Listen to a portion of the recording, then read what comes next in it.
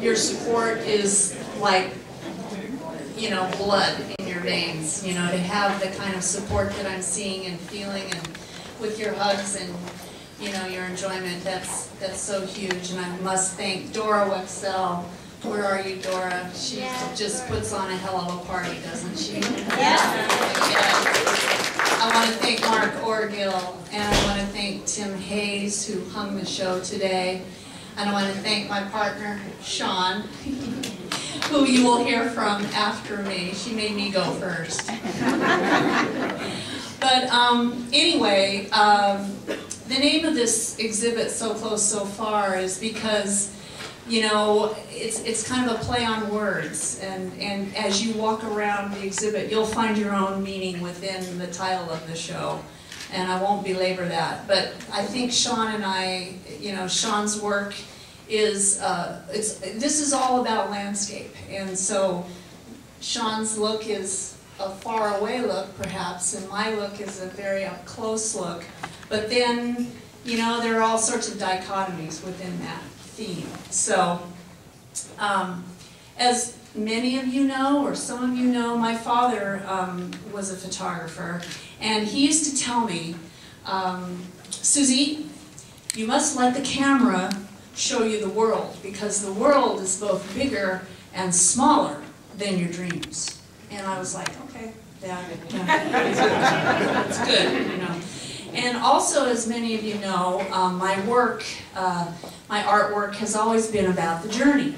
And so I would have a wonderful trip somewhere and produce this body of work that was very narrative and cinematic and full of detail and wide-angle lenses and extreme depth of field and, you know, just real storytelling kind of work. And you know, the last couple of years I was unable to go far away, and so I decided to take another kind of a journey and started roaming around my backyard, basically, the hills and the canyons of Laguna Beach. And you know, I enjoyed these blooming, you know, mountains and valleys so much, and was sort of introduced to this whole new universe. And it was an amazing journey, maybe the most amazing journey I've ever taken, you know, so far. So, traveling within this new universe,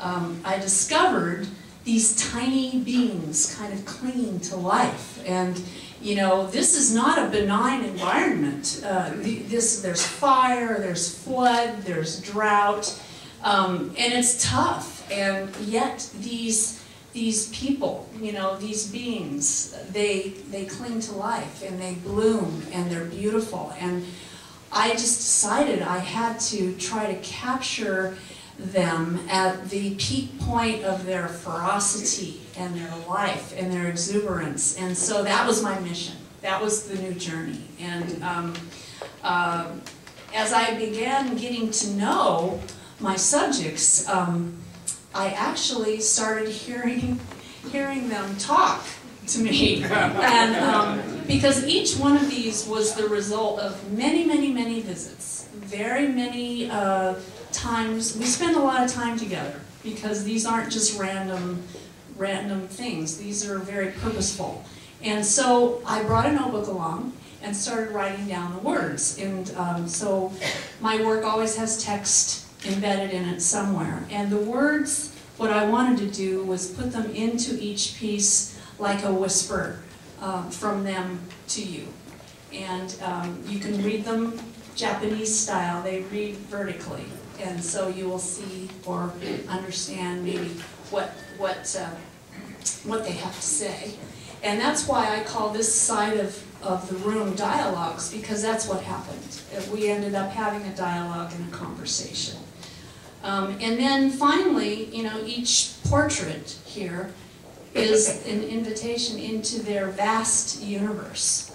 And the cobwebs, the dust, the raindrops, the bugs, you know, are all part of their personality. And the last dichotomy is, you know, these are little bitty things that I wanted to be really, really big.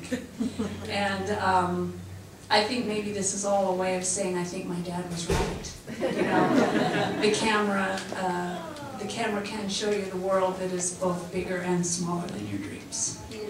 Yes. So,